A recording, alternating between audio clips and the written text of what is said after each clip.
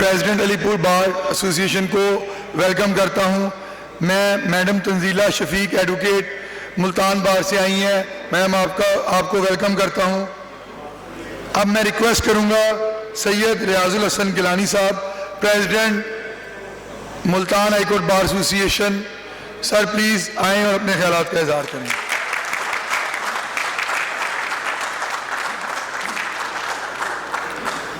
نحمدہ ونصلی علی رسولہ الکریم, اما بعد, فاعوذ باللہ من الشیطان الرجیم, بسم اللہ الرحمن الرحیم. جناب مقصود بٹر صاحب, president Lahore high court bar association, جناب سردار عبدالرازق صاحب, کو host president Rawalpindi high court bar association, جناب حامد خان صاحب, وکلاء کے ہر دل عزیز لیڈر, میرے لیڈر جناب محمود اشرف خان صاحب, ex president Multan high court bar association, Syed Yousaf Akbar Naqvi صاحب, president district bar association Multan, member Pakistan bar councils, Punjab bar council, south کی باروں سے آئے ہوئے میرے پریزیڈنٹس ڈسٹرکٹ و تحصیل بار ایسوسیشنز, اسٹیج پہ بیٹھے ہوئے اکابرین اور میرے دوستوں. Today is a prayer day for me and I'm honored to address the largest bar of the Pakistan. جب میں نے وکالت کا آغاز کیا تو میری خواہش تھی کہ کیا میری زندگی میں کوئی وقت ایسا آئے گا کہ میں پاکستان کی سب سے قدیم, سب سے بڑی اور اس عظیم بار کو ایڈریس کر سکوں. اور میں مشکور ہوں جناب چودھری مقصود بٹر صاحب کا کہ نہ صرف انہوں نے مجھے اس بار سے خطاب کا موقع دیا بلکہ مجھے اپنے ساتھ کو ہوسٹ بھی بنایا. میرے لیے یہ بہت بڑے اعزاز کی بات ہے.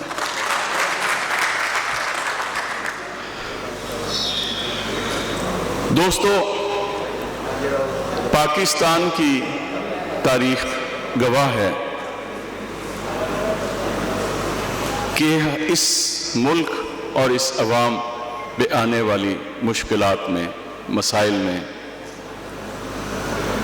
اگر کسی ادارے کو ہم صف اول میں دیکھتے ہیں تو بدقسمتی سے وہ ایک عدلیہ کا ادارہ ہے کہ جہاں اس ملک کے لوگ انصاف کو تلاش کرنے آتے ہیں اور ناانصافی لے کے چلے جاتے ہیں.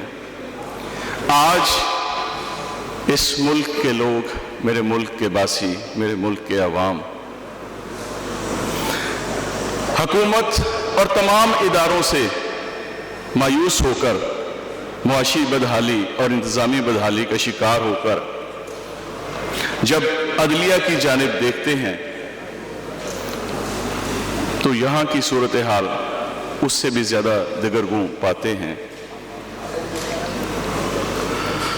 آج ہمارے ملک کی عدلیہ خود ناانصافی کا شکار. Chief justice Peshawar high court عدلیہ سے انصاف مانگتے اس دنیا سے چلے گئے. آج کی سپریم کورٹ پورے سال میں 191 دن کام کرتی, وہ بھی دن میں 3 گھنٹے, ہفتے میں 4 دن.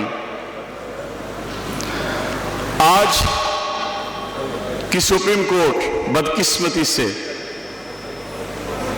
اسٹیبلشمنٹ کی گود میں بیٹھ کر پورے ملک میں جوڈیشل مارشل لا نافذ کر دیا. آج کی سپریم کورٹ نے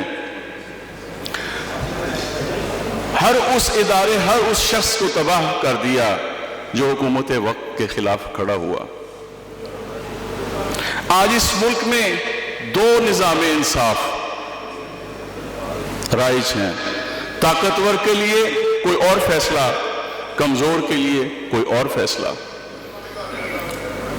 جب سیگ امپلائیز کا کیس سپریم کورٹ میں آیا جو کہ پارلیمنٹ سے ایک منظور شدہ قانون تھا, تو آپ نے 22 ماہ اس فیصلے کو محفوظ رکھنے کے بعد بیک جنبش قلم ان 16,000 لوگوں کو نوکری سے نکال دیا اور یوں ایک معاشرتی المیوں کو جنم دیا. لیکن جب اسی سپریم کورٹ میں ایک طاقتور جرنیل کا مقدمہ آیا تو آپ نے کہا ہاں یہ بات درست ہے کہ ہمارے ملک کے قانون میں کسی ایکسٹینشن کی کوئی گنجائش نہیں، لیکن جناب والا 6 مہینے ہم آپ کو دیتے ہیں، 2.5 سال ہم سے زیادہ کمزور پارلیمنٹ میں لوگ بیٹھے ہیں، آپ ان سے لے لیں. وہ تو بھولا سپہ سالار ہمارا، وہ ان سے صرف 3 سال مانگنے چلا گیا، وہ تو ان سے ساری عمر کی ایکسٹینشن مانگتا، یہ دے دیتے. اور میرا خیال ہے وہ دوسری ٹرم مانگنے آئے گا. آج جب میرا ایک غریب مزدور، غریب سائل، غریب ہاری عدلیہ میں مقدمہ لے کے آتا کہ جناب میٹر ریڈر نے ریڈنگ غلط کر دی ہے، بل میرا زیادہ آ گیا ہے، اسے ٹھیک کر دیجئے، تو آپ کہتے ہیں no no no no no no, it is the matter of public exchequer, ہم کوئی آرڈر پاس نہیں کریں گے. لیکن جب ایک پراپرٹی ٹائکون کا آپ کے لاہور کے گیگا مال کا مقدمہ آتا ہے تو آپ اربوں کا ٹیکس بیک جنبش قلم ختم کر دیتے.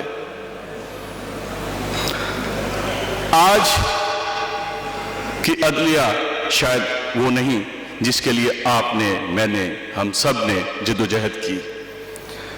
تحریک بحالی عدلیہ میں وکلا نے شہادتیں بھی دیں، جانی و مالی قربانیاں بھی دیں، اور خواب ہمارا تھا ایک آزاد عدلیہ.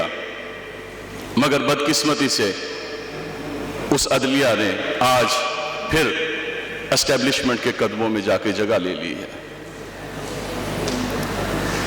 آج جب ایک سیشن جج کی آمد پہ لوگ گھوڑے نچائیں تو اسے ملازمت سے ایک طرف کر دیا جاتا ہے. جب چیف جسٹس آف پاکستان جائیں اور اس کی آمد پہ گھوڑے نچائیں تو واہ واہ ہوتی ہے، ان کے خلاف کوئی کارروائی نہیں ہے.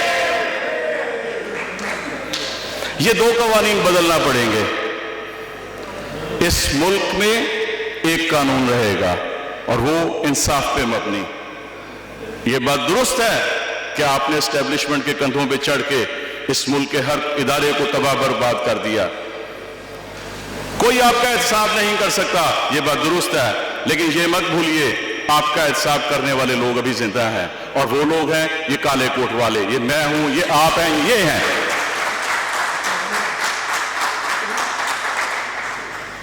آپ کیا سمجھتے ہیں کہ آپ کسی ہوٹل میں کوئی فنکشن کر کے تو وکلا کی اس تحریک سے نکل جائیں گے؟ میں آپ کو ماضی یاد دلاتا ہوں، اس ملک کے طاقتور ترین جنرل نے بھی اسی ہوٹل میں فنکشن کیا تھا، وہ رہا نہیں تھا. آج اسے اس دھرتی پہ پناہ نہیں ملی، ملک سے باہر ہے.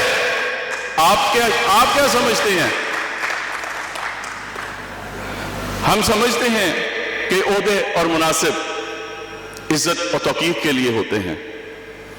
جب پورے پاکستان کے وکلاء نے بیک زبان ہو کر کہا کہ سینیورٹی پرنسپل چلے گا، آپ نے سندھ ہائی کورٹ کے 5ویں نمبر کے جج کو سپریم کورٹ میں تعینات کر دیا. میں اس جج صاحب پہ حیران ہوں، وہ کیسا منصف ہے جو اس عہدے کے لیے اتنا لالچ میں آ گیا کہ پورے ملک کے وکلاء کی آواز نہیں سنی اور فوراً جا کے حلف لے لیا. میں سلام پیش کرتا ہوں اس جج کو جس کے لیے آپ حلف لینے کے انتظار میں بیٹھے رہے اور وہ آپ سے حلف لینے نہیں آیا، یوں ایک نئی تاریخ رقم ہوئی. کیا یہ مس کنڈکٹ نہیں ہے؟ آپ نے اس ادارے کو تباہ برباد کر دیا ذاتی خواہشات، ذاتی پسند ناپسند کے لیے. خدا را ابھی بھی وقت ہے، آنکھیں کھولیے. ہماری لڑائی کسی فرد یا کسی ادارے کے ساتھ نہیں ہے. آپ غلط کام کریں گے ہم آپ پہ تنقید کریں گے، آپ درست کام کریں گے ہم آپ کو ویلکم کریں گے. آج یہ اجتماع पाकिस्तान भर के वकला का 5वां इज्तिमा, कराची, मुल्तान, इस्लामाबाद, पेशावर और आज लाहौर। और तारीख शाहिद है कि जब लाहौर के वकला ने ठान ली तो फिर कोई बचता नहीं है। क्यों छड़ोगे इनू, लड़ोगे, इस जंग को अपने लीडरान के साथ लड़ेंगे, मरेंगे, कटेंगे। पाकिस्तान जिंदाबाद।